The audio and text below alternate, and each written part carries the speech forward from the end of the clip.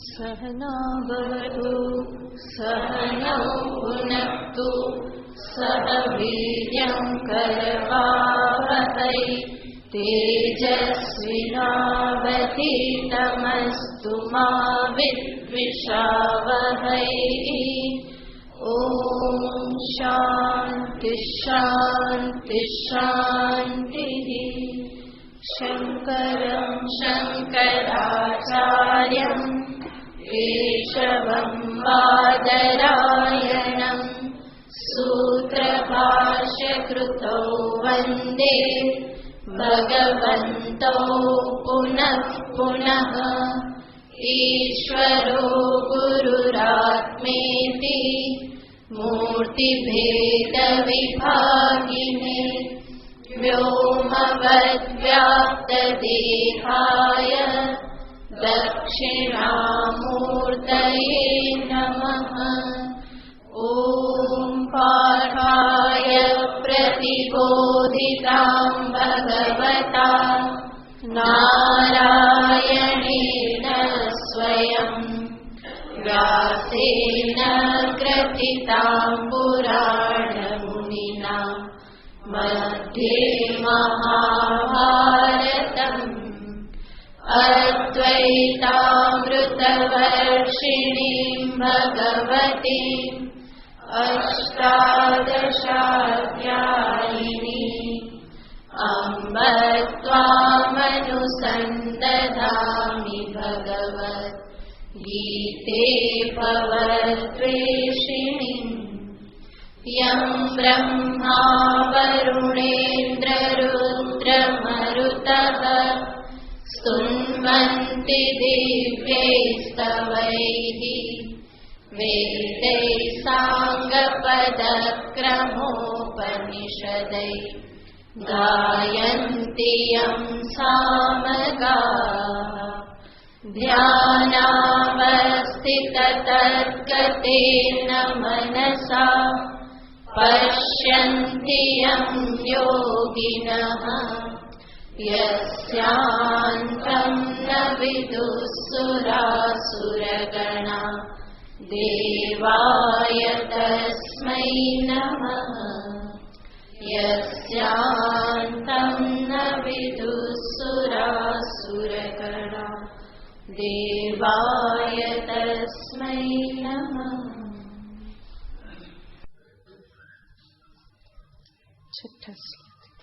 अर्जुन उवाच न चैतद्विद्मः कतरन्नो गरीयो यत्त्वा जयेम यदि वा नो जयेयुः। यानेव हत्वा न जिजीविषामः तेव स्थिताः प्रमुखे धार्तराष्ट्राः। कार्पण्यदोषोपहतः स्वभावः पृच्छामि त्वां धर्मसम्मूढचेताः। यच्छ्रेयस्यान्निश्चितं ब्रूहि तन्मे शिष्यस्तेऽहं शाधिमां त्वां प्रपन्नम्। न हि प्रपश्यामि ममापनुद्यात् यच्छोकमुच्छोषणमिन्द्रियाणाम् अवाप्य भूमावसपत्नवृद्धम् राज्यं सुराणामपि चाधिपत्यम्। सञ्जय उवाच एवमुक्त्वा ऋषिकेशं गुडाकेशः परन्तप न योत्स्य इति गोविन्दम् उक्त्वा तूष्णीं बभूवः। तमुवाच ऋषिकेशः प्रहसन्निव भारत सेनयोरुभयोर्मध्ये विषीदन्तमिदं वचः।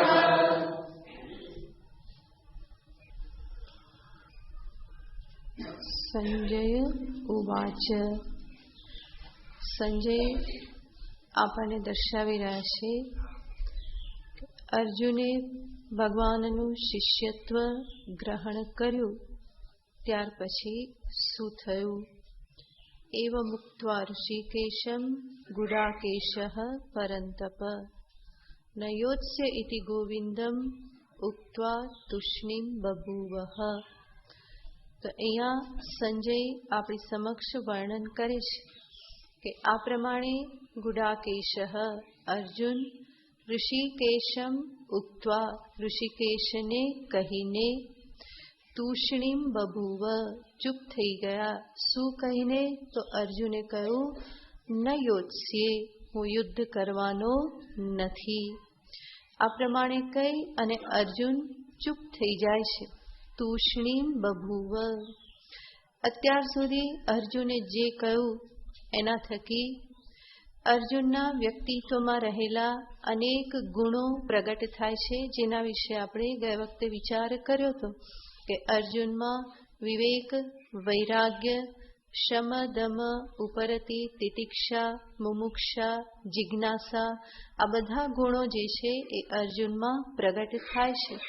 અને એના થકી આ પ્રથમ અધ્યાય આપણને દર્શાવે છે કે કેવી વ્યક્તિ આત્મજ્ઞાનની અધિકારી છે. તો અધિકારીનું નિરૂપણ આ પ્રથમ અધ્યાયમાં કરવામાં આવેલું છે અને એટલા માટે પ્રથમ અધ્યાય પણ એટલો જ મહત્વનો બની રહેશે જેટલા બીજા અધ્યાયો મહત્વના છે. તો આ સાથે પ્રથમ અધ્યાયમાં અધિકારીનું નિરૂપણ થયું એટલું જ નહીં, બીજા અધ્યાયના આ 8મા શ્લોક સુધી અર્જુને જે કંઈ પણ ભગવાનને કહ્યું એના થકી પણ એના અધિકારીત્વના ગુણો જે છે એ બધા અભિવ્યક્ત થાય છે.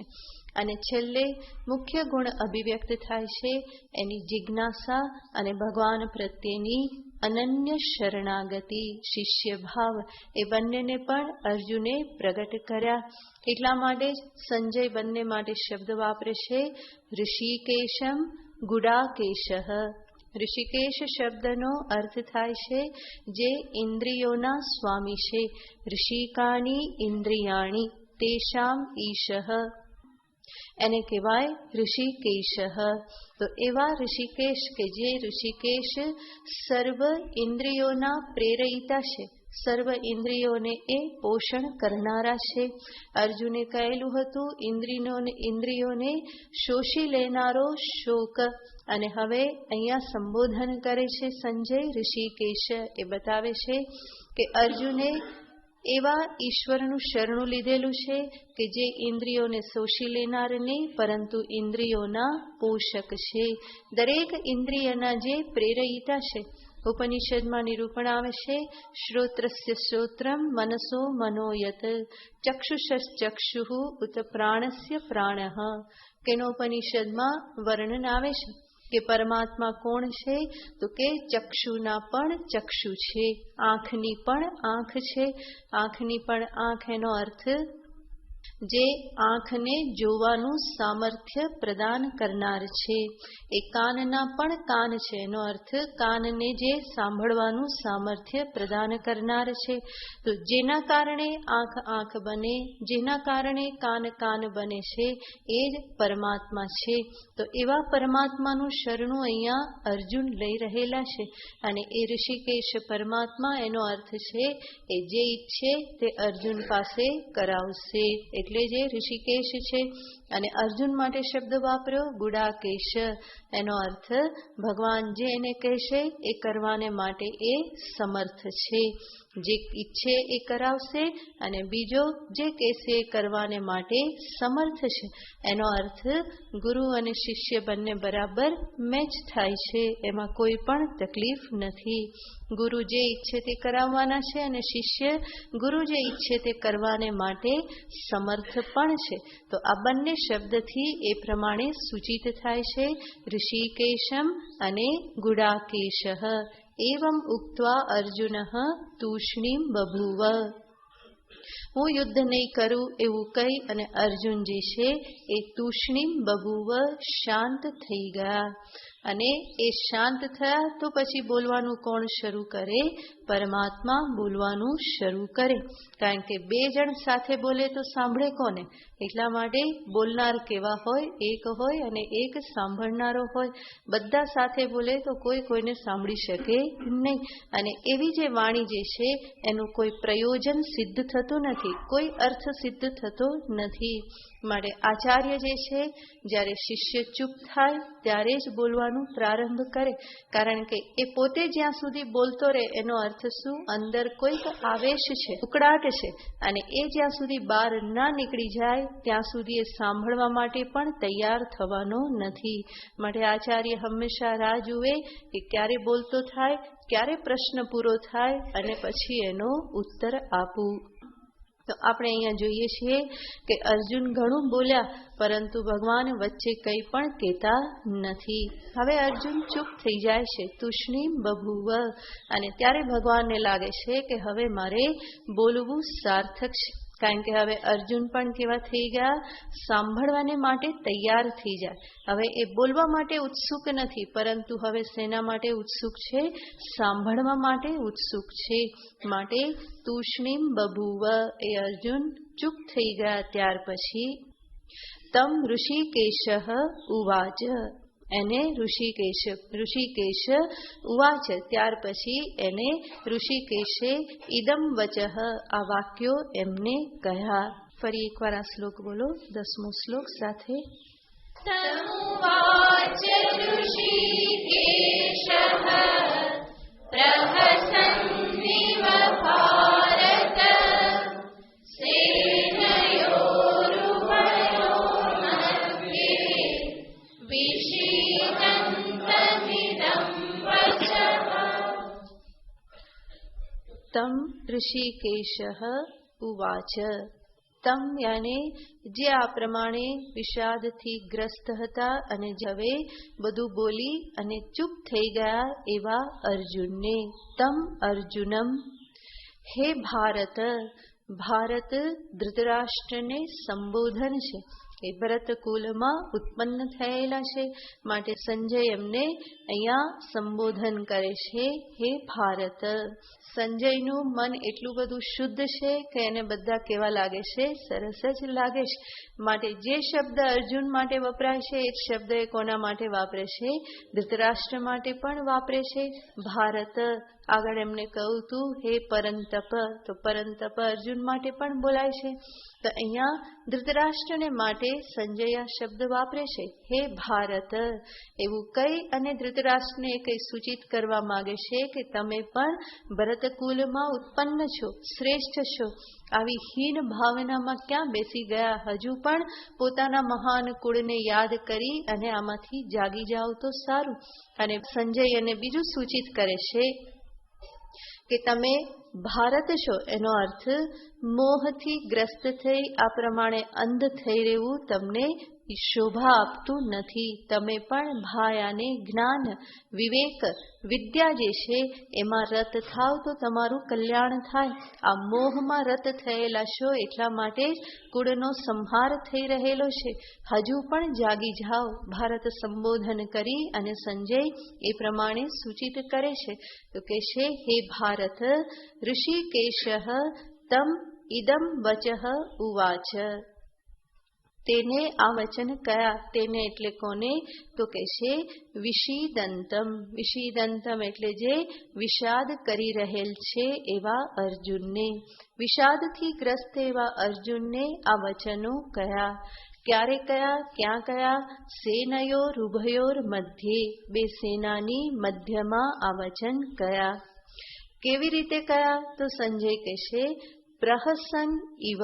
પ્રહસન એટલે કે જાણે કે હસતા હોય એ પ્રમાણે ઋષિકેશે અર્જુનને આ વચન કયા.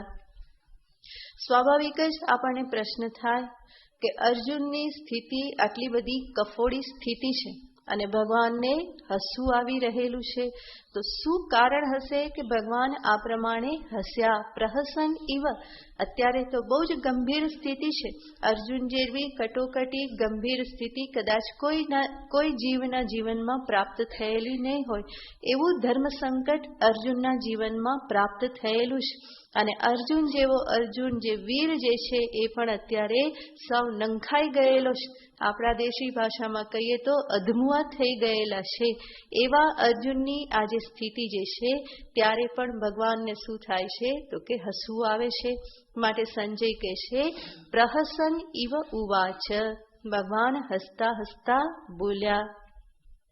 શા માટે ભગવાન હસ્યા હશે એના સંદર્ભમાં વિચાર કરીએ તો સર્વપ્રથમ તો ભગવાન પ્રહસન ઇવ ઉવાચ. પ્રહસનનો એક અર્થ થાય છે મસ્કરી કરવી, મજાક કરવી. અને મજાક હંમેશા હસવા માટે તો કરવામાં આવતી હોય છે, એટલે માટે કહે છે પ્રહસન ઇવ.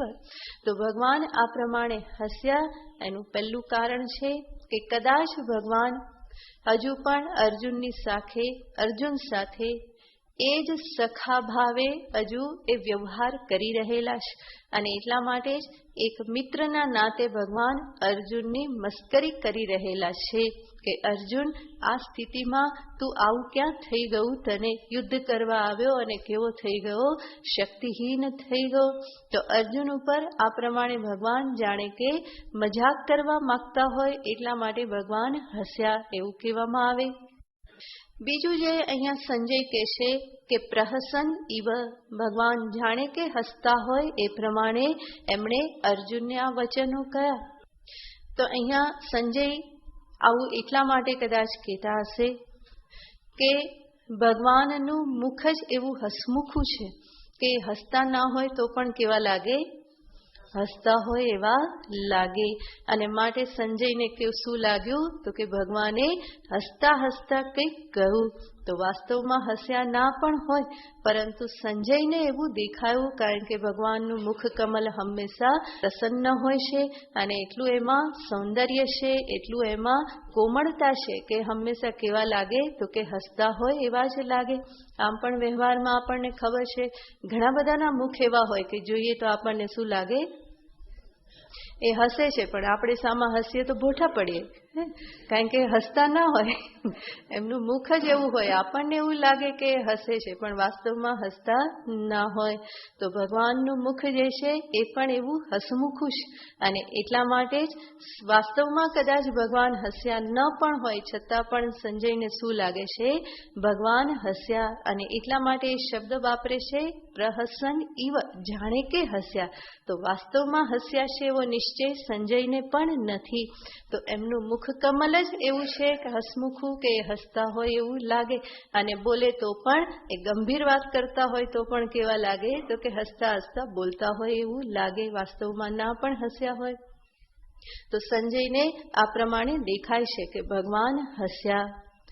અને કદાચ ભગવાન હસ્યા હોય તો પણ એનું ત્રીજું કારણ આપણે જોઈએ તો જીવને માટે જે સમસ્યા બહુ જ મોટી દેખાતી હોય, કટોકટી ભરેલી દેખાતી હોય, એ સમસ્યા ઈશ્વરને માટે શું હોય છે? નજીવી હોય છે. વાસ્તવમાં એ સમસ્યા પણ એમને લાગતી નથી. સમસ્ત જગતમાં ઈશ્વરની દ્રષ્ટિએ જે કંઈ પણ જીવને માટે સમસ્યા કે કટોકટી કહેવામાં આવે છે એ ઈશ્વરની દ્રષ્ટિએ માત્ર એક પરિસ્થિતિ જ હોય છે, એનાથી વિશેષ કંઈ નહીં. એટલા માટે એ બહુ નજીવું બની રહેશે, પરંતુ જીવને એ બહુ જ મોટી સમસ્યા લાગે છે. તો ભગવાન અહીંયા અર્જુનને હસીને કહી રહેલા છે કે અર્જુન, તું જેને જીવ સટોસટની બાજી માને છે કે ધર્મ સંકટ માને છે, એવું વાસ્તવમાં આ કંઈ છે નહીં. આ સમસ્યાનું સમાધાન તો બહુ સામાન્ય જ છે, એ તો ચપટી વગાડતામાં નિવૃત્ત થઈ જાય એવી છે. જેના માટે તું આટલો બડાપો કાઢે છે, હાય હોય કરે છે, વાસ્તવમાં કોઈ સમસ્યા નથી. જેવી રીતે બાળકને એક નાની વસ્તુ બહુ મોટી લાગતી હોય, પરંતુ પિતાના માટે એ કેવું હોય? બહુ સરળ જ હોય. બાળક હજુ સાયકલ શીખતું હોય તો માંડ એ પગ ઊંચો કરીને પેલી બાજુ નાખે અને એટલી મોટી સમસ્યા લાગે, પરંતુ પિતાને માટે એ કોઈ સમસ્યા નથી, બહુ આસાન છે. એવી જ રીતે બાળક જ્યારે એકડો ઘૂંટતો હોય, એબીસીડી જ્યારે શીખતો હોય ત્યારે એના માટે કેટલું બધું કઠિન છે, પરંતુ એને જે કઠિન લાગે એ મોટી વ્યક્તિને જરાય કઠિન લાગતું નથી. એવી રીતે અહીંયા અર્જુનની સમસ્યા જે છે ભગવાનની દ્રષ્ટિએ એ બહુ નજીવી બાબત છે, અને એની બાબતમાં અર્જુન આટલો બધો ઉહાપો કરે, બળાપો કરે, ધમપછાડા કરે તો ભગવાનને હસવું જ આવે કે વાસ્તવમાં આવું બધું કંઈ કરવાની જરૂર નથી. આનું સમાધાન તો બહુ સરળ જ છે, અને એટલે પણ ભગવાન અર્જુનની સામે હસ્યા હોય કે તે શું કરી દીધું છે, કાગનો વાઘ કરી દીધો. વાસ્તવમાં કંઈ એટલું મોટું છે નહીં, અને તે અવિવેકના કારણે આ નાની અમથી બાબતને બહુ મોટું સ્વરૂપ આપી દીધેલું છે, અને ત્યારે ભગવાનને હસવું આવે જ. જીવના અવિવેક ઉપર જરૂર એમને હસવું આવે, માટે એ હસ્યા હશે. ત્યાર પછી ચોથું કારણ જોઈએ તો ભગવાન હસ્યા કારણ કે ભગવાનને અર્જુનના વ્યક્તિત્વમાં વિરોધાભાસ દેખાય છે, અને એટલા માટે એમને હસવું આવે છે. જ્યાં પણ વિરોધાભાસ હોય ત્યાં આપણને હસવું આવતું હોય છે. જ્યાં વિરોધાભાસ ન હોય ત્યાં હસવા માટે કોઈ કારણ દેખાતું નથી. જેમ દ્રષ્ટાંતથી જોઈએ તો કોઈ એક વ્યક્તિ છે જે વૃદ્ધ છે, શરીરથી બહુ કૃશ છે, માંડ માંડ ચાલી શકે છે, અને એ રસ્તામાં જતી હોય એવી વૃદ્ધ વ્યક્તિનો પગ કેળાની છાલ પર પડે અને એ લપસી જાય તો આપણને હસવું નહીં આવે, બલકી શું થશે, એમના પ્રત્યે બહુ જ સહાનુભૂતિ થશે. ત્યાં કોઈ હસવું નહીં આવે, હૃદયમાં એકદમ કરુણા પ્રગટ થશે. પરંતુ કોઈ યુવાન હોય અને એકદમ અપ ટુ ડેટ થઈને એ એકદમ ગર્વશાળી થઈ અને જતો એ માથું ઊંચું રાખી અને નીચે ફટ કરતી છાલ આવીને પડી જાય તો હસવું આવે ને. તો એમાં બહુ હસવું આવે. દેખાડવાનું ન હોય તો પણ હાથ આડો રાખીને મોઢું ફેરવીને પણ હસી લઈએ, કારણ કે એ એકદમ વિરોધાભાસ દેખાય છે. ઇસ્ત્રી ટાઈટ કપડાં છે, ગર્વથી માથું ઊંચું રાખ્યું છે, શરીરમાં કોઈ રોગ નથી, ઠક ઠક ઠક ઠક કરતો જાય અને અચાનક ફટ કરતું પડી જાય તો ત્યાં આપણને હસવું આવે, કારણ કે એ બે વિરોધાભાસી વસ્તુ દેખાય છે. પણ કોઈ વૃદ્ધ પડી જાય તો ત્યાં હસવું આવતું નથી. તો જ્યાં પણ વિરોધાભાસ છે ત્યાં આ પ્રમાણે હસવું આવે. કોઈ બુદ્ધિશાળી વ્યક્તિ ક્યારેક કંઈક એવી ભૂલ કરી બેસે કે જે મૂર્ખ પણ ના કરે, ત્યારે શું થાય તો કે હસવું આવે. પરંતુ મૂર્ખ અનેક ભૂલ કરે તો એમાં કંઈ હસવું ના આવે, આપણને થાય કે તો એવું કર્યા કરે. પણ જે વિવેકી બુદ્ધિશાળી હોય એ એવું કંઈક કરે તો જરૂર આપણને હસવું આવે. તો ભગવાનને પણ અહીંયા હસવું આવ્યું, કારણ કે અર્જુનના વ્યક્તિત્વમાં એમને આ વિરોધાભાસ દેખાયો. અર્જુન એક બાજુથી એટલી બધી મોટી મોટી વાતો કરે છે, ધર્મની રક્ષા, કુળની રક્ષા, અને બીજી બાજુથી એ જ અર્જુન આંખમાં આંસુ સાથે ભગવાનની સામે ઉભેલા છે, બેઠેલા છે. તો ભગવાનને એ જ આશ્ચર્ય થાય છે કે આટલો બધો વિવેક કરનાર, મોટી મોટી વાતો કરનાર, અને સાથે આંખમાં તો શું છે તો કે આંસુ પડે છે. આટલો બધો એ એકદમ કાયર થઈ ગયેલ છે. તો આ વિરોધાભાસના કારણે પણ ભગવાનને હસવું આવે છે. એનાથી આગળ જોઈએ તો ભગવાન હસ્યા શા માટે? તો કહેવામાં આવે કે અર્જુનને અભયદાન આપવાને માટે હસ્યા. અર્જુન પોતાની સમસ્યાથી એટલા બધા વ્યથિત છે કે અર્જુનને એવું લાગતું હશે એક ક્ષણો પૂરતું કે મારી આ સમસ્યાનું કોઈ સમાધાન છે નહીં, મારો કોઈ આરો નથી, આમાંથી હું બહાર નીકળી શકીશ નહીં. તો એવું જે અર્જુનને લાગતું હોય તો એને હળવા કરવાને માટે ભગવાન અર્જુનની સામે થોડું હસ્યા, કે જેથી અર્જુન અભયદાન પ્રાપ્ત થઈ જાય. કે મારી વાતથી ભગવાન ગુસ્સે થયા નથી, કે એમને નથી ગમ્યું એવું પણ નથી, પરંતુ ભગવાનને પ્રસન્નતા થયેલી છે, મારા શિષ્યત્વનો ભગવાને સ્વીકાર કરેલો છે. આ બધી બાબતો અર્જુનને સમજાય તો એ અભયદાન આપવાને માટે પણ ભગવાન અર્જુનની સામે થોડુંક હસેલા છે. એનાથી આગળ જોઈએ તો ભગવાન હસ્યા કારણ કે ભગવાન સ્વયં ખૂબ જ પ્રસન્ન છે. પોતાના અવતારનું જે મુખ્ય પ્રયોજન હતું, આ ગીતાજીનો ઉપદેશ આપવો, પોતાના જીવનના નિચોડને જે સર્વ જીવોની સામે આપવાનું હતું, એ આપવા માટેની ઘડી આવી પહોંચેલી છે. તો ગીતાજીનો ઉપદેશ સર્વ જીવો ઉપર અનુગ્રહ કરવાને માટે આપવાનો સમય પ્રાપ્ત થઈ ગયો. એટલા માટે પણ ભગવાન શ્રી કૃષ્ણચંદ્ર ખૂબ જ પ્રસન્ન છે, અને એ પ્રસન્નતાની અભિવ્યક્તિને માટે જ ભગવાન આ પ્રમાણે અર્જુનની સામે પ્રસન્ન ચિત્ત થઈ ગયા છે અને હસી પડ્યા. થોડું એમને હસવું આવી ગયું. તો આ બધી બાબતોને સામે રાખી અને આપણે જોઈએ તો ભગવાને અર્જુનને હસતા હસતા ઉપદેશ આપવાનો પ્રારંભ કર્યો. અને અહીંયા સંજય કહે છે કે પ્રહસન ઇવ, જાણે કે ભગવાન હસ્યા.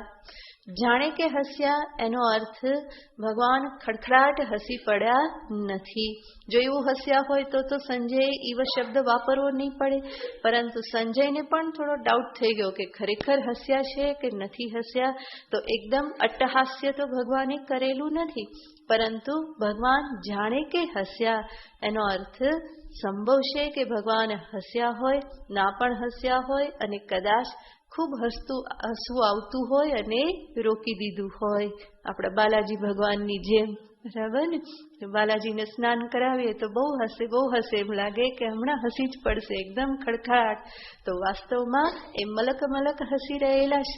તો એવી રીતે ભગવાનને પણ હસવું આવ્યું હશે અને એકદમ રોકી દીધું હશે, કારણ કે ભગવાન પણ જાણે છે કે આ સ્થિતિમાં આવી રીતે હસી શકાય નહીં તો અર્જુન નિરાશ થઈ જાય.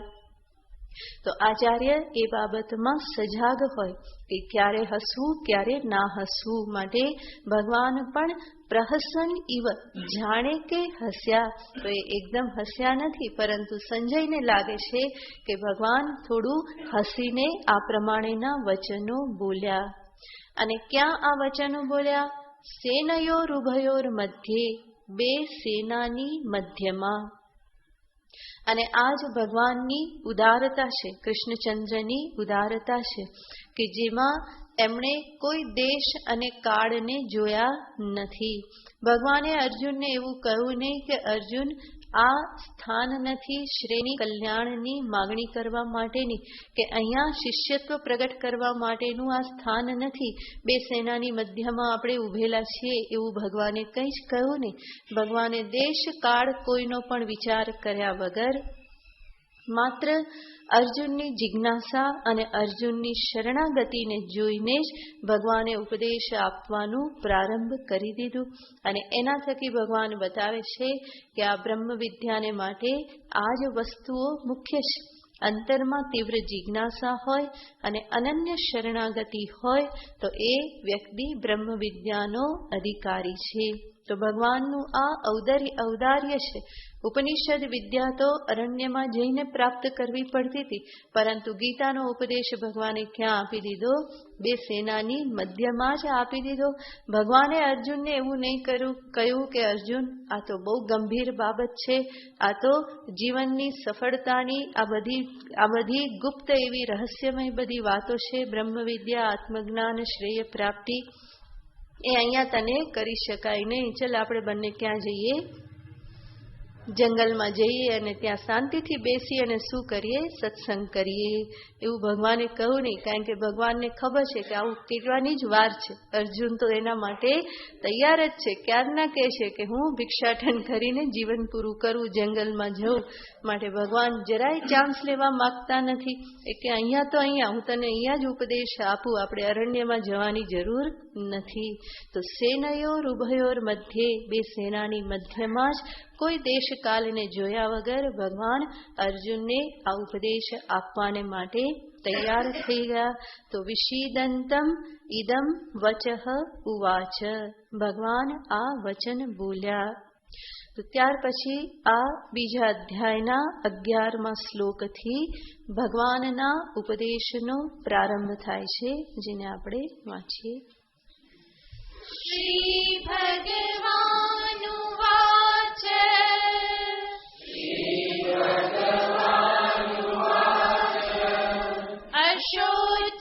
અશોચ્યાનન્વશો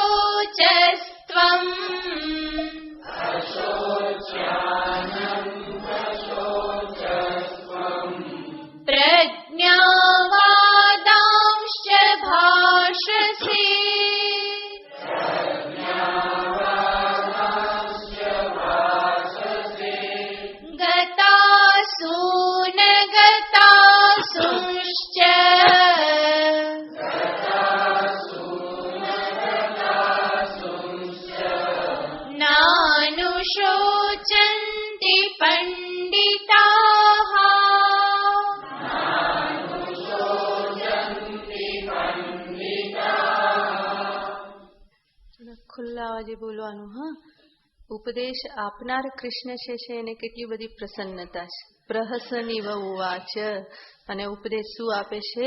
શોક નહીં કરવાનો. તમે બધા બોલો તો કેવું લાગે છે? સાંભળનારને પ્રસન્નતા હોવી જોઈએ ને, તો એવી રીતે બોલવાનું. ને તો મને લાગે કે આ શું થઈ ગયું. ખુલ્લા અવાજે ખુશીથી ફરી બધા સાથે બોલો. શ્રી ભગવાનુવાચ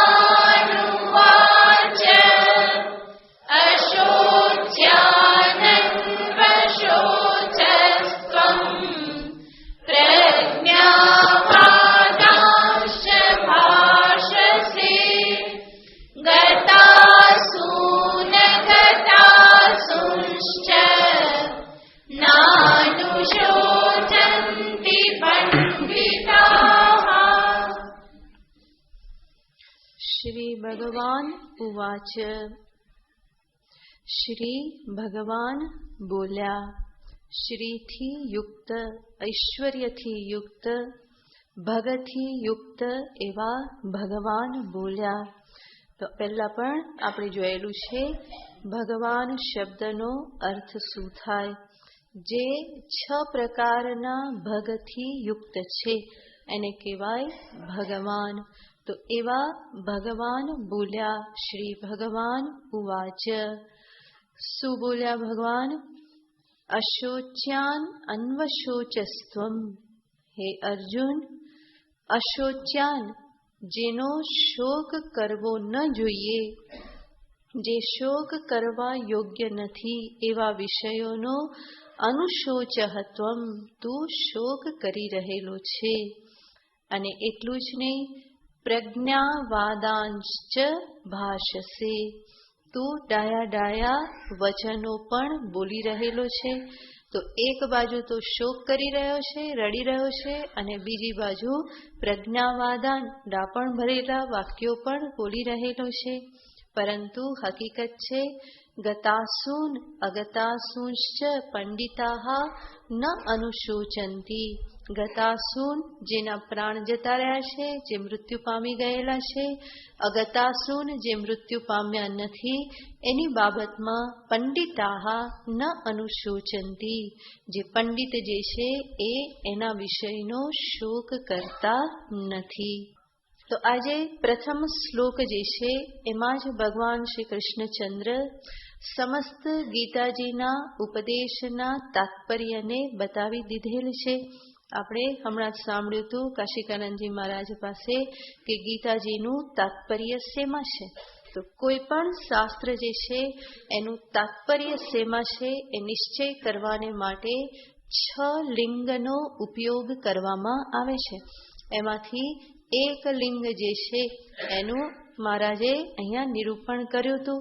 ઉપક્રમ ઉપસંહાર રૂપી લિંગ. તો 6 પ્રકારના લિંગ કહેવામાં આવે છે. ઉપક્રમોપસંહારો અભ્યાસો પૂર્વતા ફલમ અર્થવાદોપપત્તિશ્ચ લિંગમ તાત્પર્ય નિર્ણયે. આ 6 લિંગથી શાસ્ત્રના તાત્પર્યનો નિર્ણય કરવામાં આવે.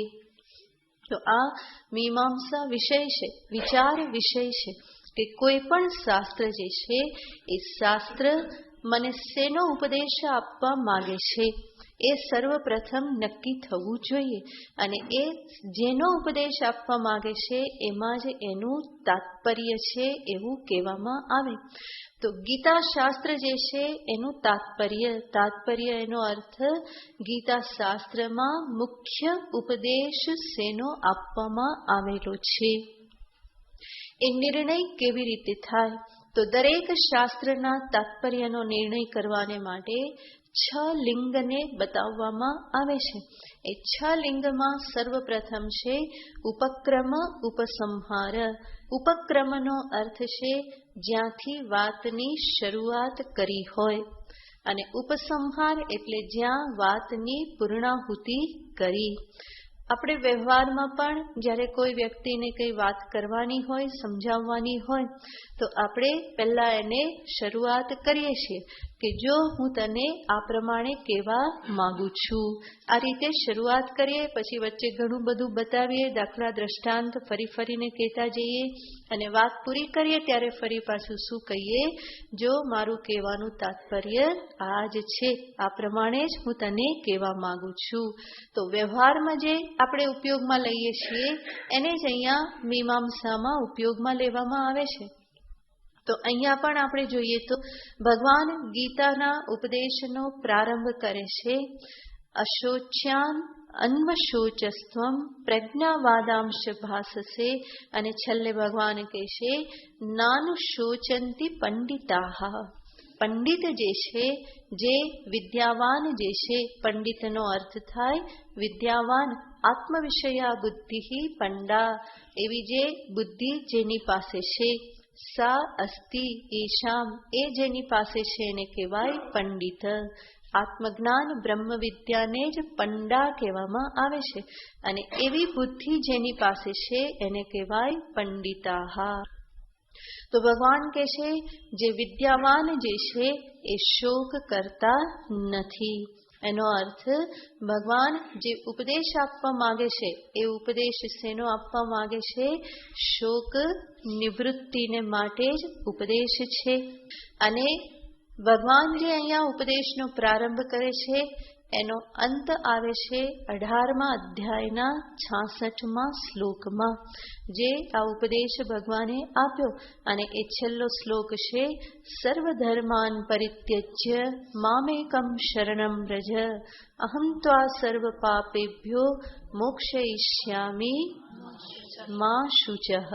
ભગવાન અર્જુનને કહે છે મા શુચઃ, માટે તું શોક ના કર. અહીંયા કહે છે પંડિતો શોક કરતા નથી. ત્યાંથી ઉપદેશનો પ્રારંભ કર્યો અને પછી છેલ્લે શું કહે છે? તું શોક ના કર. એનો અર્થ શું? આખો જ ઉપદેશ જે છે, સમસ્ત ગીતા શાસ્ત્ર જે છે એ ગીતા શાસ્ત્રની પ્રવૃત્તિ, એ ઉપદેશનું તાત્પર્ય શેમાં છે? શોક નિવૃત્તિમાં. અને એ શોકની નિવૃત્તિ કેવી રીતે થાય? ભગવાને બતાવી દીધું. નાનું શોચંતી પંડિતાહ, એ પાંડિત્ય જે છે એ પાંડિત્ય જ સાધન છે. શેના માટે? શોકની નિવૃત્તિને માટે. પાંડિત્યનો અર્થ અહીંયા છે આત્મજ્ઞાન, આત્મ વિષયક જે જ્ઞાન, જે બ્રહ્મ વિદ્યા કહેવામાં આવે, જે જીવ બ્રહ્મ ઐક્ય જે કહેવામાં આવે, આત્માના વાસ્તવિક સ્વરૂપનું જ્ઞાન. આત્મા ન જાયતે ન મ્રિયતે, એ જે આત્માનું સ્વરૂપ જે છે એનું જ્ઞાન, એને જ કહેવામાં આવે છે આત્મ વિષયા બુદ્ધિ પંડા. અને એ જેની પાસે છે એનો અર્થ શું થયો? શોક નિવૃત્તિ માટેનું સાધન શું છે? આત્મજ્ઞાન, પાંડિત્ય, એ જ એનું સાધન છે. માટે એ શોક નિવૃત્તિને અર્થે ગીતા શાસ્ત્રમાં શેનો ઉપદેશ આપવામાં આવ્યો છે? આ આત્મજ્ઞાનનો ઉપદેશ આપવામાં આવ્યો છે.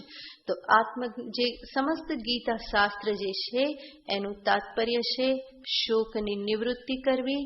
અને શોકની નિવૃત્તિ શેનાથી થાય છે? આત્મજ્ઞાનથી થાય છે. માટે ગીતાનું તાત્પર્ય છે આત્મજ્ઞાન પ્રદાન કરવું, એમાં જ ગીતાનું તાત્પર્ય છે. તો આ એક જ શ્લોકમાં ભગવાન જે શોક નિવૃત્તિ, જે શોક અને મોહ, એને જ સંસાર કહેવામાં આવે છે, જેને આગળ આપણે જોઈશું. તો એવા સંસારની નિવૃત્તિ, જેને આપણે મોક્ષ કહીએ, સંસાર નિવૃત્તિ થવી એનો અર્થ શું? મોક્ષ પ્રાપ્તિ થવી. અને એ મોક્ષ કેવી રીતે પ્રાપ્ત થાય? ભગવાને સાધન બતાવી દીધું, પાંડિત્ય, આત્મજ્ઞાન. તો આજે ઉપક્રમ કર્યો કે અનુશોચનથી અર્જુન, તું ન કરવાની બાબતોનો શોક કરી રહેલો છે.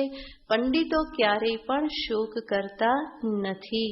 અને છેલ્લે પણ ભગવાને કહ્યું મા શુચઃ, એનો અર્થ સમસ્ત ગીતા શાસ્ત્ર એક તાંતણે બંધાયેલું છે.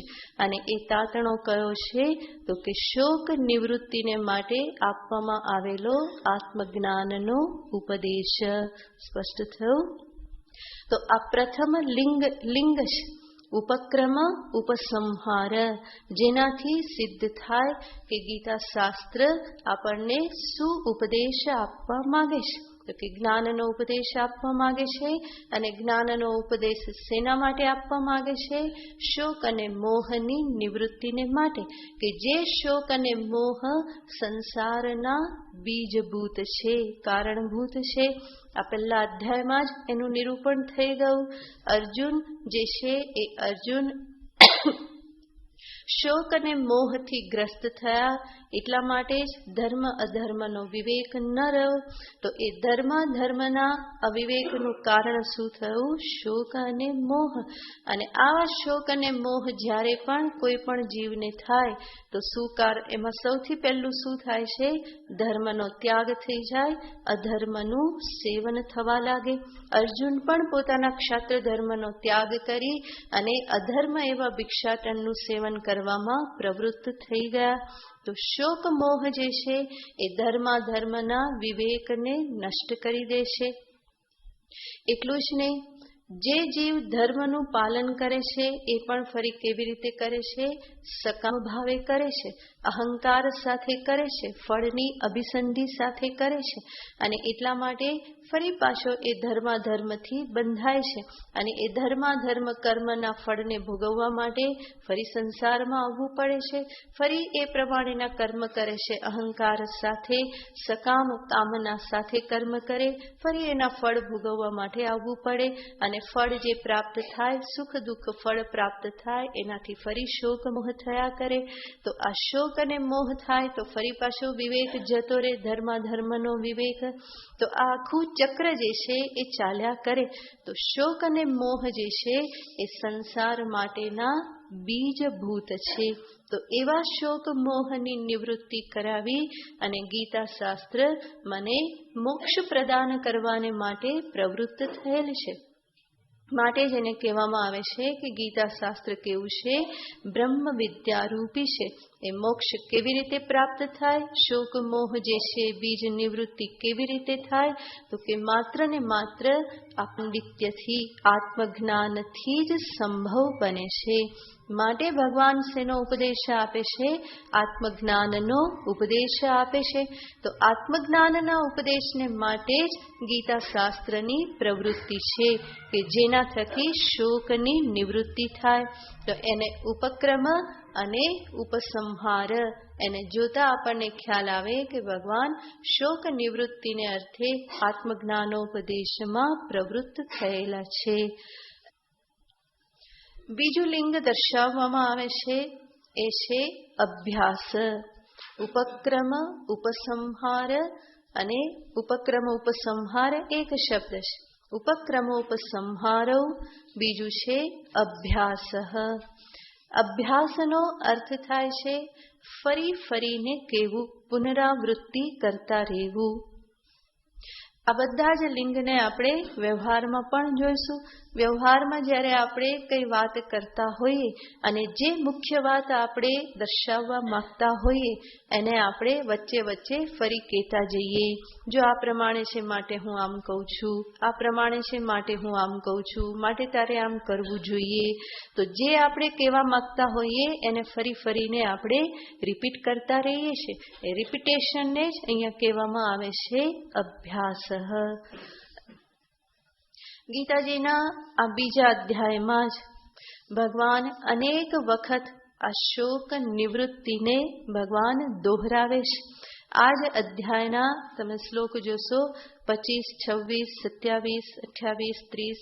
જુઓ તમારી ગીતાજીમાં 25મો શ્લોક કાઢો, બીજા અધ્યાયનો 25મો શ્લોક. એમાં છેલ્લું પાદ છે નાનું શોચિતું મરહસી, માટે તું શોક કરવાને યોગ્ય નથી.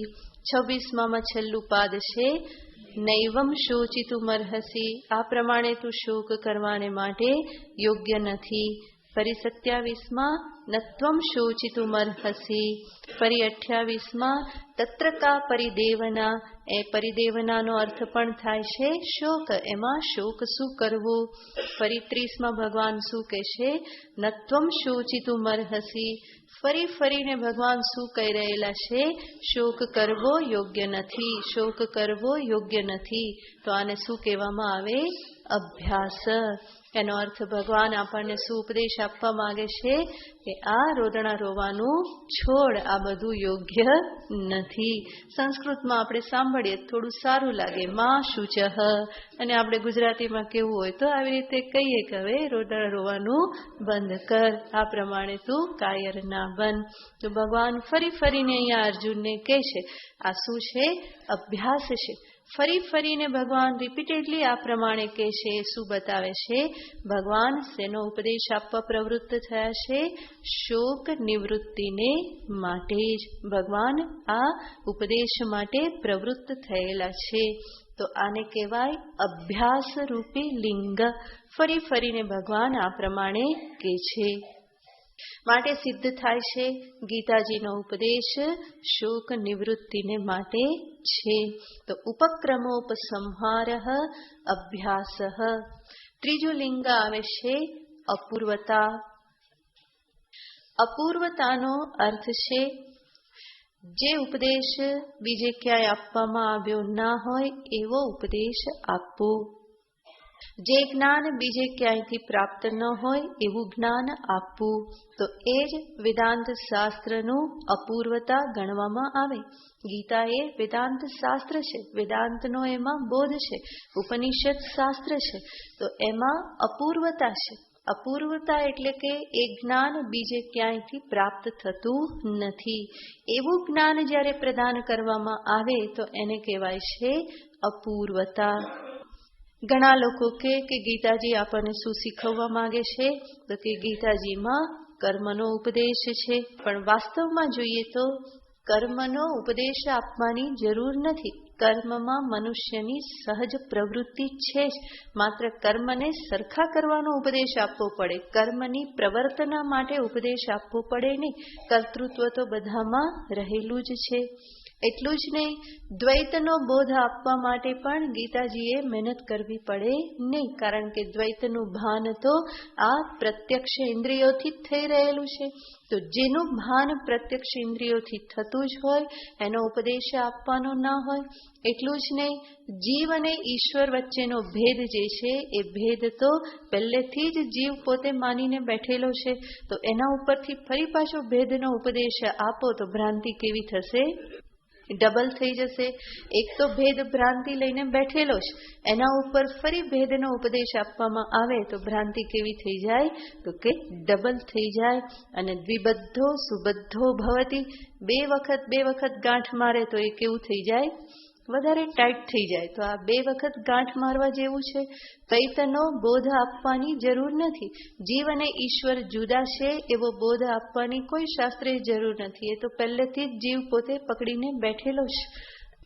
એટલું જ નહીં, ઘણા અહીંયા કહે છે કે ગીતાજીનો ઉપદેશ એનું તાત્પર્ય શેમાં છે? તો કે શરણાગતિમાં છે. કારણ કે અર્જુને શું કહ્યું? તો કે ત્વામ પ્રપન્નમ, હું આપની શરણમાં છું. આ શું થયું? ઉપક્રમ. અને પછી છેલ્લે ભગવાન શું કહે છે?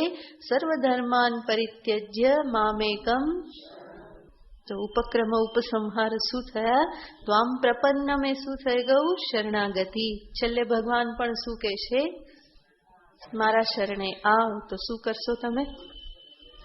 શેમાં તાત્પર્ય માનશો? અશોચ્યાનન્વશોચસ્ત્વમ મા શુચઃ, એમાં તાત્પર્ય માનશો? કે ત્વામ પ્રપન્નમ મામેકમ શરણમ વ્રજ, એમાં તાત્પર્ય માનશો? શેમાં? શા માટે?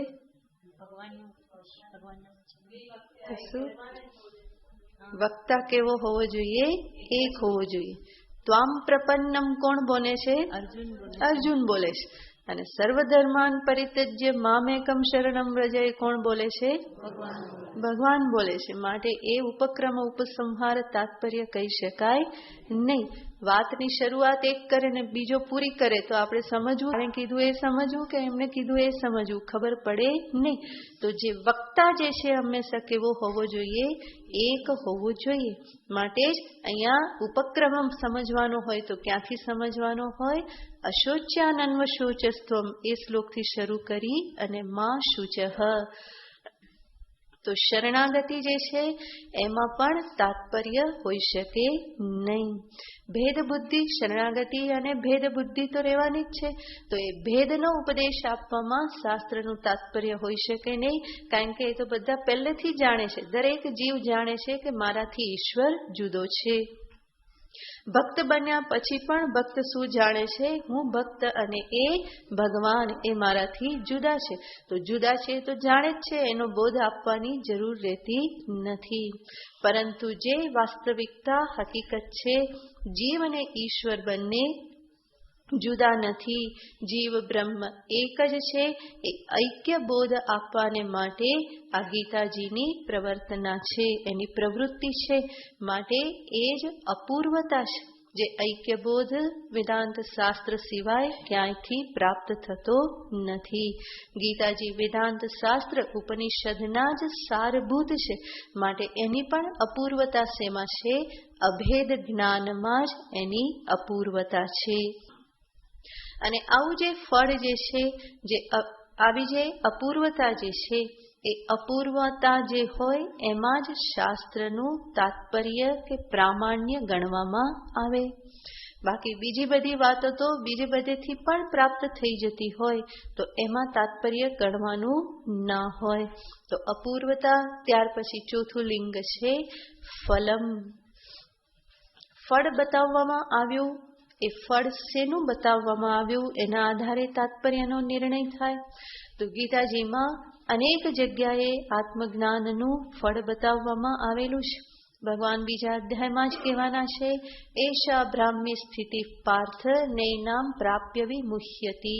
એનામ પ્રાપ્ય ન વિમુહ્યતિ. આ બ્રાહ્મી સ્થિતિને પ્રાપ્ત કરી અને ફરી પાછો મોહમાં પડતો નથી, શોકમાં પડતો નથી. એનો અર્થ આ શોક નિવૃત્તિ જે છે એ શું છે? ફળ છે. શેનું ફળ છે? આત્મજ્ઞાનનું ફળ છે. બ્રહ્મવિદ બ્રહ્મણી સ્થિત. પંચમ અધ્યાયમાં ભગવાન કહે છે, બ્રહ્મને જાણનારો બ્રહ્મમાં જ સ્થિત થઈ જાય છે. એ ફરી પાછો સંસારને પ્રાપ્ત થતો નથી. નસ પુનરાવર્તતે. એ પ્રમાણે ભગવાન કહે છે. છઠ્ઠા અધ્યાયમાં પણ ભગવાન કહે છે, સર્વથા વર્તમાનોપી સયોગી મય વર્તતે. આજ એની જીવન મુક્ત દશા જે છે એને બતાવે છે કે એ યોગી ગમે ત્યાં હોય એ ક્યાં રહે છે? મારામાં જ રહે છે. એનો અર્થ સર્વવ્યાપક બ્રહ્મ સ્વરૂપને પામી ચૂકેલો એ યોગી બ્રહ્મમાં જ સ્થિત થાય છે. તો એ પરમ શાંતિને પ્રાપ્ત કરે છે. શાંતિ મધિ ગચ્છતિ. એ જ શાંતિને પ્રાપ્ત કરે છે, બીજા પ્રાપ્ત કરતા નથી. તો આ શાંતિ, મોક્ષ, સુખ, આનંદ, શોક નિવૃત્તિ આ બધા સમાન પદ છે. અને એ આ રીતે આત્મજ્ઞાનનું ફળ છે એવું ફરી ફરીને ભગવાન ગીતાજીમાં બતાવે છે. તો એ ફલરૂપી લિંગથી પણ સિદ્ધ થાય છે કે ગીતાજીનો ઉપદેશ શેના માટે છે? શોક નિવૃત્તિને માટે. અભ્યાસ અપૂર્વતા ફલમ. પંચમ લિંગ કહેવામાં આવે છે અર્થવાદ. અર્થવાદનો અર્થ થાય છે સ્તુતિ કરવી અને નિંદા કરવી. જેની સ્તુતિ કરવામાં આવે એ કેવું હોય તો કે એનો ઉપદેશ આપવાનો હોય. જે સ્તુતિ કરવામાં આવે એ વિધેય હોય, એનું વિધાન હોય. અને જેની નિંદા કરવામાં આવે એ નિંદાનું તાત્પર્ય શેમાં હોય છે? એમાંથી મનુષ્યને પાછા વાળવામાં, કે એ રસ્તે જવા જેવું નથી. આપણે વ્યવહારમાં પણ વસ્તુની સ્તુતિ કરીએ, પ્રશંસા કરીએ એ શેની? તો કે એમાં પ્રવૃત્ત કરવાને માટે. અને નિંદા કરીએ ત્યાંથી પાછા વાળવાને માટે. તો ભગવાન પણ અહીંયા ગીતાજીમાં ફરી ફરીને જ્ઞાનની પ્રશંસા કરે છે. ભગવાન કહેશે નહીં જ્ઞાનેન સદૃશમ પવિત્રમિહ વિદ્યતે. જ્ઞાન જેવી પવિત્ર આ બ્રહ્માંડમાં બીજી કોઈ વસ્તુ નથી. ભગવાન જ્ઞાનીની પ્રશંસા કરતા કહેશે જ્ઞાની ત્વાત્મૈવ મે મતમ. બીજા બધા ભક્ત તો બરાબર, પરંતુ જ્ઞાની કોણ છે? મારા આત્મ સ્વરૂપ જ છે. તો જ્ઞાન અને જ્ઞાનીની ભગવાન ફરી ફરીને પ્રશંસા કરે છે. એનો અર્થ શું? જ્ઞાન પ્રાપ્ત કરવા યોગ્ય છે. માટે જ ભગવાન આ ગીતાજીમાં શેનો ઉપદેશ કરી રહ્યા છે? એ જ્ઞાનનો, આત્મજ્ઞાનનો ઉપદેશ આપી રહ્યા છે. એમાં તાત્પર્ય છે એવું આપણને ખ્યાલ આવે છે. બીજી બાજુ ભગવાન કહેશે દૂરેણ હ્યવરમ કર્મ. કર્મ જે છે સકામ કર્મ એ ઘણું જ નિકૃષ્ટ છે, સંસારમાં રાખનારું છે. અહીંયા બીજા અધ્યાયમાં જ ભગવાન કહેવાના છે કૃપણા ફલ હેતવઃ. ફળની હંમેશા કામના રાખીને કરનારા, કર્મ કરનારા બધા કેવા છે? કૃપણા, બધા કંજૂસ છે. આ ભગવાનની નિંદા છે. તો ભગવાન બતાવે છે એ સકામ કર્મથી નિવૃત્ત થઈ નિષ્કામ કર્મયોગ કરો, જેના થકી અંતઃકરણ શુદ્ધ થઈ અંતે આત્મજ્ઞાન પ્રાપ્ત થઈ શકે. તો અર્થવાદ લિંગથી પણ સુસિદ્ધ થાય છે. આત્મજ્ઞાનમાં જ ગીતાજીનું તાત્પર્ય છે કે જે આત્મજ્ઞાનથી શોકની નિવૃત્તિ થાય છે. છઠ્ઠું લિંગ કહેવામાં આવે છે ઉપપત્તિ. ઉપપત્તિનો અર્થ થાય છે દ્રષ્ટાંત. ગીતાજીમાં ભગવાન દ્રષ્ટાંત આપે છે. 13મા અધ્યાયમાં આત્મ સ્વરૂપને સમજાવવા માટે ભગવાન દ્રષ્ટાંત આપે છે, જેમાં ભગવાન કહે છે યથા સર્વગતમ સૌક્ષ્મ્યાત આકાશમ નોપલિપ્યતે. જેવી રીતે સર્વગત સૂક્ષ્મ એ આકાશ જે છે એ કોઈનાથી લેપાયમાન થતું નથી, એવી જ રીતે સર્વત્રાવસ્થિતો દેહે નોપલિપ્યતે. સર્વત્ર આ જે દેહ જે છે એમાં સર્વત્ર જે વ્યાપીને રહેલ જે આત્મા જે છે એ અસંગ આત્મા તથા ન ઉપલિપ્યતે, લેપાયમાન થતો નથી. તો આત્માની અસંગતા બતાવવા માટે દ્રષ્ટાંત આપ્યું, અને સાથે સાથે ભગવાન આત્માની વ્યાપકતા બતાવવા માટે પણ દ્રષ્ટાંત આપે છે. એ જ 13મા અધ્યાયમાં ભગવાન કહે છે કે યથા રવિહિ, જેવી રીતે સૂર્ય, જેવી રીતે યથા પ્રકાશયત્યેક રવિહિ, એક સૂર્ય સમસ્ત વિશ્વને પ્રકાશિત કરે છે, એવી જ રીતે તથા ક્ષેત્રમ ક્ષેત્રી તથા કૃત્સ્નમ પ્રકાશયતિ ભારત. સમસ્ત ક્ષેત્રને, અનાત્મ પદાર્થને એક આત્મા જ પ્રકાશિત કરે છે. તો વ્યાપક, અસંગ, પ્રકાશ સ્વરૂપ એવા આત્માને સમજાવવા માટે ભગવાને આ બધા દ્રષ્ટાંત આપેલા છે. તો એ દ્રષ્ટાંતથી પણ શું સિદ્ધ થાય છે? તો કે અસંગ, વ્યાપક એવા એક સ્વપ્રકાશ આત્મ સ્વરૂપનું જ્ઞાન આપવાને માટે જ ભગવાન ગીતાજીનો ઉપદેશ આપી રહેલા છે. તો 6 લિંગ થઈ ગયા. થાકી ગયા ને બધા? આ તો મીમાંસા, વિચાર કરવો પડે અને બુદ્ધિ ચલાવવી પડે તો થોડો થાક લાગે, નહીં તો કથા સાંભળવામાં તો થાક નહીં લાગે. પણ જ્યારે આપણે ગીતાજીનો ઉપદેશ પ્રારંભ કરી રહેલા છીએ તો એ પહેલા આપણને ખ્યાલ હોવો જોઈએ કે ભગવાન કોને ટાર્ગેટ કરીને આગળ વધી રહેલા છે. નહીં તો ગીતાજીનું તાત્પર્ય નિશ્ચય નહીં થાય તો ફરી ફરીને લાગ્યા કરશે કે ભગવાન ફરી જ્ઞાનની વાત કરે, ફરી કર્મની વાત કરે, ફરી અર્જુનને કહેશે તસ્માત યુધ્યસ્વ ભારત. પણ આ જે બધા અલગ અલગ વાક્યો જે છે એને ત્યારે જ આપણે યથાયોગ્ય રીતે સમજી શકીએ જ્યારે તાત્પર્ય નિશ્ચય કરવામાં આવેલો હોય. તો આ ષડલિંગ જે છે, ષડલિંગથી ગીતાજીના તાત્પર્યનો નિશ્ચય થાય છે કે ગીતાજી શોક નિવૃત્તિ એટલે કે મોક્ષને માટે જ પ્રવૃત્ત થયેલ છે. અને એ મોક્ષની પ્રાપ્તિ કેવી રીતે થઈ શકે? નાનું શોચનથી પંડિતાહા, આત્મજ્ઞાનથી જ મોક્ષની પ્રાપ્તિ છે.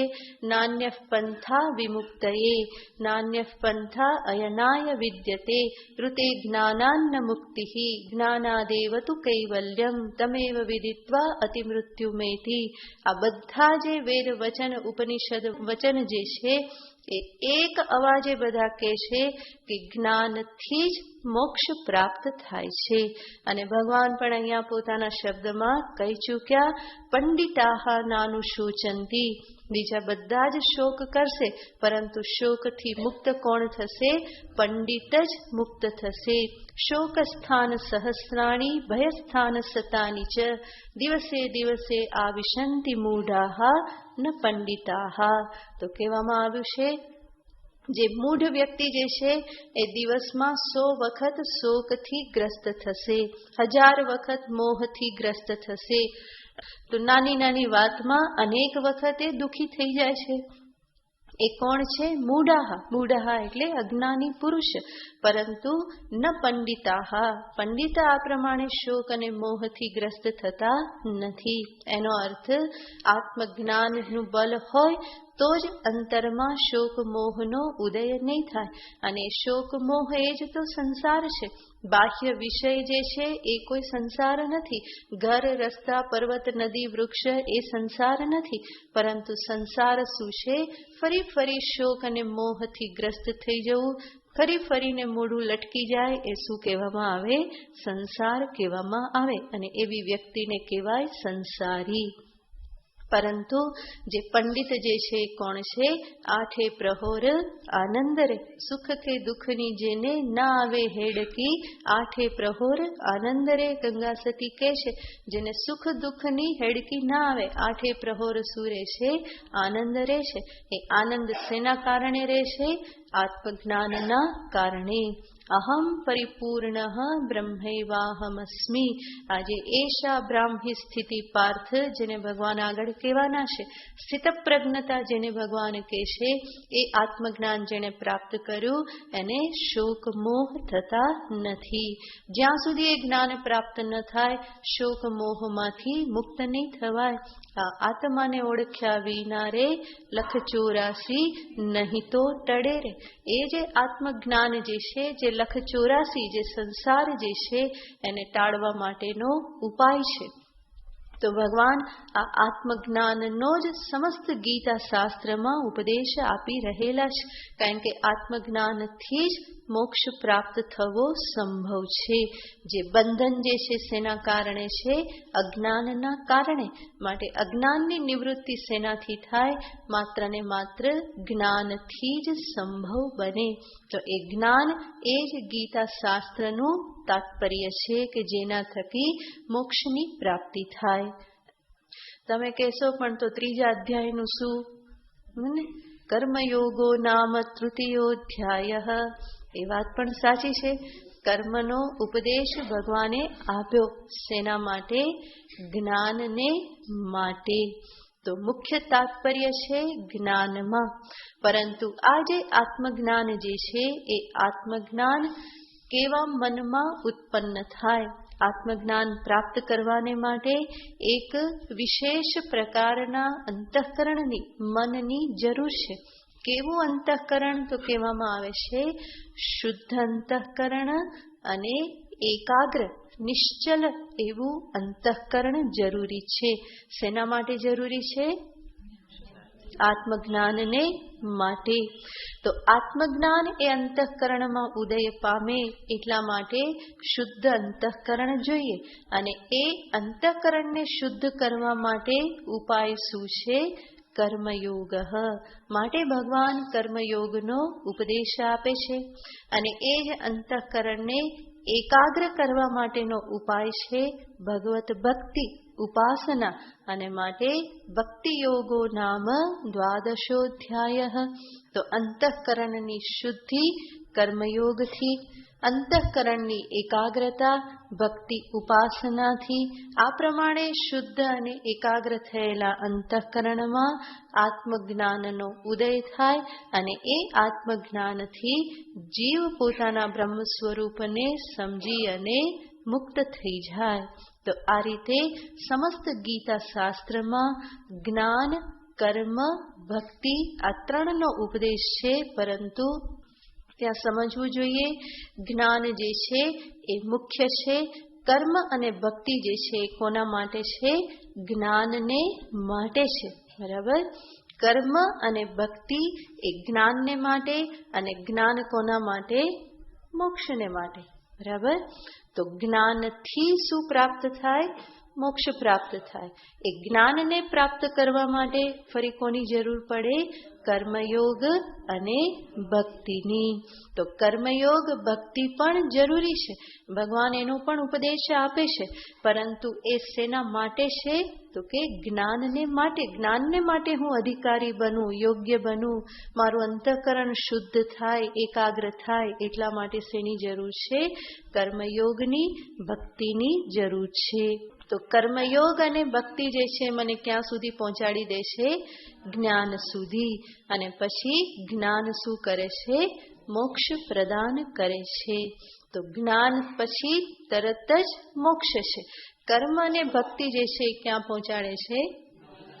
જ્ઞાન સુધી. બરાબર? સ્પષ્ટ થયું? તો સમસ્ત ગીતાજીમાં મુખ્ય ઉપદેશ શેનો છે? જ્ઞાનનો. અને કર્મયોગ અને ભક્તિ યોગ શેના માટે છે? જ્ઞાનને માટે. તો સાધના, સમસ્ત સાધના જે છે એ આ પ્રમાણે જ કહેવામાં આવે છે. અંતઃકરણને શુદ્ધ કરવા માટે કર્મયોગ, અંતઃકરણને એકાગ્ર કરવાને માટે ભક્તિ. ભગવાનનું ધ્યાન કરો, જપ કરો, આ બધાથી મનને એકાગ્ર થવાની ટેવ પડે. તો ભક્તિથી મન એકાગ્ર થાય, અને એવું શુદ્ધ અને એકાગ્ર થયેલું મન જે છે એ આત્મ અનાત્મ વિચાર કરી, શ્રવણ મનન નિધિધ્યાસન કરી અને અંતે બ્રહ્મ જ્ઞાનને પામે. અને એ બ્રહ્મ જ્ઞાનથી જ અંતે સ્થિત પ્રજ્ઞતા જે છે એનાથી જ અંતે મોક્ષને પામે છે. તો આ આખી શાસ્ત્રમાં જે બતાવવામાં આવેલી સાધન સાધ્ય પ્રણાલી છે, આમાં ગરબડ થવી જોઈએ નહીં. બરાબર? કર્મ ભક્તિ બધા મોક્ષ સુધી પહોંચાડે છે, પરંતુ ત્યારે સમજવાનું શું? કર્મ અને ભક્તિ વાયા જ્ઞાનથી ક્યાં પહોંચાડે છે? મોક્ષ સુધી. અને જ્ઞાન જે છે એ સીધું મોક્ષ સુધી. આપણે વધારે સમજવું તો શું બોલવાનું? સીધું ડાયરેક્ટ. જ્ઞાનથી સીધું ડાયરેક્ટ શું મળે? મોક્ષ મળે. બે વખત બોલીએ તો પાકું થઈ જાય ને. સીધું અને ડાયરેક્ટ શું મળે? તો કે એનાથી મોક્ષ છે. જ્યારે કર્મ અને ભક્તિ જે છે એ ક્યાં સુધી લઈ જાય છે? જ્ઞાન સુધી. અને જ્ઞાન શું અપાવે છે? મોક્ષ અપાવે છે. કર્મયોગ શેના માટે છે? જ્ઞાનને માટે. કેવી રીતે જ્ઞાનને માટે સહાયભૂત છે? અંતઃકરણને શુદ્ધ કરીને. એવી રીતે ભક્તિ શું કરે છે? અંતઃકરણને એકાગ્ર કરે છે. અને આવું શુદ્ધ અને એકાગ્ર થયેલું મન એ શેના માટે અધિકારી બની જાય છે? જ્ઞાનને માટે. અને જ્ઞાનથી શું પ્રાપ્ત થાય છે? પાક્કું? આમાં ગરબડ નહીં થવી જોઈએ.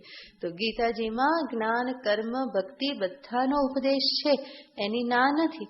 વેદાંત શાસ્ત્ર સર્વ સાધનોનો સ્વીકાર કરે છે, પરંતુ વેદાંત કહે છે એ સર્વ સાધન ક્યાં સુધી પહોંચાડે છે?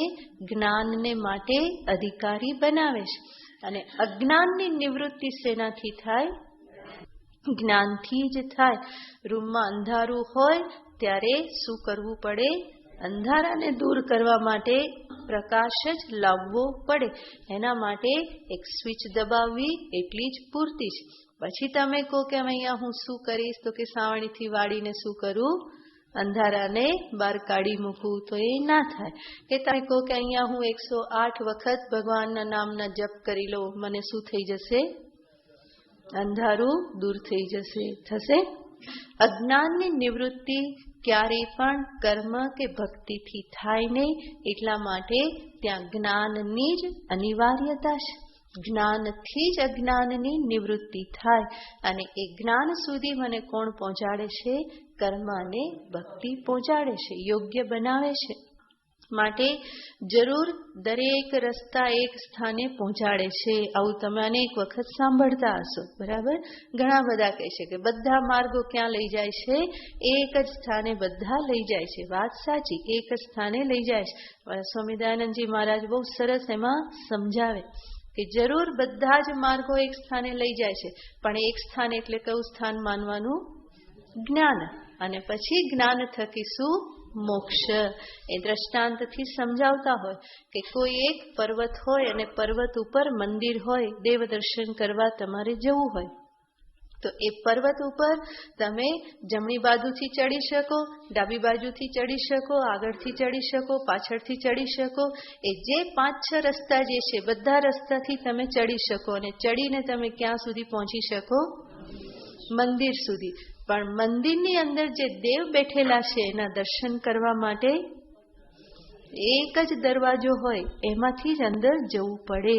તો 4 બાજુથી 4 ના હોય, એક ગર્ભગૃહમાં અંદર જવા માટે એક જ દરવાજો હોય અને એમાંથી ગયા અંદર તો કોના દર્શન થાય? દેવ દર્શન થાય. તો દેવ દર્શન કરવાને માટે એક જ દરવાજો છે. એ દરવાજા સુધી ગર્ભગૃહ જે ભગવાનનું જે દ્વાર જે છે ત્યાં સુધી પહોંચવા માટે 4 બાજુથી પર્વતમાં ઘણા બધા રસ્તા છે. એવી જ રીતે અહીંયા પણ જે આત્મજ્ઞાન જે છે એ દ્વાર છે. શેના માટેનું? તો કે મોક્ષ માટેનું, પરમાત્મા પ્રાપ્તિ માટેનું. આત્મજ્ઞાન જે છે એ દ્વાર છે અને એ દ્વાર સુધી પહોંચવાને માટે કર્મ, ભક્તિ, ઉપાસના, યોગ, સમાજ સેવા જે કોતે એ બધા જ માર્ગ ક્યાં સુધી પહોંચાડે છે? આત્મજ્ઞાન રૂપી દ્વાર સુધી પહોંચાડે. અને ત્યાં સુધી પહોંચ્યા તો જ પછી આગળ અંદર જવા માટે જે છે એ ગર્ભગૃહમાં જે દેવ દર્શન થાય એવી રીતે મોક્ષ જે છે શેનાથી પ્રાપ્ત થાય? એક આત્મજ્ઞાનથી અજ્ઞાન નિવૃત્તિ થતા અંતે મોક્ષની પ્રાપ્તિ થાય. માટે જે બધા કે બધા જ રસ્તા એક જ જગ્યાએ પહોંચાડે છે, વાત સાચી. ક્યાં સુધી પહોંચાડે છે? જ્ઞાન સુધી પહોંચાડે છે. અને અંતે પછી જ્ઞાન શું કરે છે? અજ્ઞાનની નિવૃત્તિ કરી અને મને મોક્ષ સુધી પહોંચાડે છે. અને જે મોક્ષમાં કોઈ શોક મોહને સ્થાન રહેતું નથી. નાનું શોચંતી પંડિતાહા. પંડિત ક્યારેય પણ શોક કરતા નથી. એ શોક નિવૃત્તિ કેવી રીતે થાય? આત્મજ્ઞાનથી જ થાય. આત્મજ્ઞાન કેવી રીતે પ્રાપ્ત થાય? તો કે અંતઃકરણ શુદ્ધ થાય. તો અંતઃકરણ શુદ્ધ કેવી રીતે થાય? કર્મયોગથી થાય. અને બીજું અંતઃકરણમાં શું જરૂરી છે? અંતઃકરણની એકાગ્રતા. એ શેનાથી પ્રાપ્ત થાય? ભક્તિથી થાય. માટે કર્મયોગ પણ કરવો પડે, ભક્તિ પણ કરવી પડે અને અંતે સત્સંગ દ્વારા આત્મજ્ઞાન પ્રાપ્ત એ પણ કરવું પડે. બરાબર? તો નિષેધ કોઈનો નથી, સર્વ સાધનોનો સ્વીકાર છે. પરંતુ ખ્યાલ હોવો જોઈએ આ સાધનથી શું સિદ્ધ થાય, આનાથી શું મેળવવાનું, આનાથી શું મેળવવાનું, એ બધું સ્પષ્ટ હોવું જોઈએ. તો વેદાંત શાસ્ત્રમાં કોઈ સાધનની મનાઈ નથી. વેદાંત કહે છે કે જપ કરું તો કે કરો, મંદિર દર્શન કરવા જાઓ તો કે કરવા જાઓ, ધ્યાન કરું કરો, કસરત કરું કરો, કંઈ વાંધો નહીં, ધારણા કરું કરો. એ બધું શેના માટે છે? અંતઃકરણને તૈયાર કરવાને માટે. તો ત્યાં સુધી બધા જ સાધનોનો સમાવેશ થઈ જાય છે. માટે જ કહેવામાં આવે વેદાંતનો કોઈની સાથે વિરોધ નથી. એ સર્વનો સ્વીકાર કરે છે. સર્વ શેમાં ગતાર્થ થઈ જાય છે? અંતઃકરણને તૈયાર કરવામાં. છેલ્લું વેદાંત કહે છે કે અમારા માટે રાખવાનું, બાકી બધું જે કરવું હોય તે. અને વેદાંત શું કે? એ અજ્ઞાન નિવૃત્તિ અમારા સિવાય કોઈનાથી થશે નહીં. નાન્ય પંથા વિમુક્તએ. તો એ માત્ર આત્મજ્ઞાનથી જ થાય છે. ભગવાને અહીંયા દર્શાવી દીધું. નાનું શોચંતી પંડિતાહા. એ પંડિતાનું જે પંડિતમાં જે પાંડિત્ય જે છે, પાંડિત્ય શું છે? આત્મજ્ઞાન. એ જ પાંડિત્ય છે. અને એ જ્યારે હોય ત્યારે ન અનુશોચંતી. કોઈ શોકને સ્થાન રહેતું નથી. અને માટે છેલ્લે સુધી ભગવાન કહી અને ફરી પાછા શું કહેશે? માં શુચઃ. આ બધો ઉપદેશ તને શેના માટે આપ્યો? તો શોકથી મુક્ત થવા માટે. તો આ શ્લોકનું આ પ્રમાણે તાત્પર્ય છે. શ્લોકનો વિશેષ અર્થ પછી આપણે જોઈશું. ફરી એક વખત શ્લોક બોલી દો. અશોચ્યાનન્વશોચસ્ત્વં પ્રજ્ઞાવાદાંશ્ચ ભાષસે ગતાસૂન ગતાસુન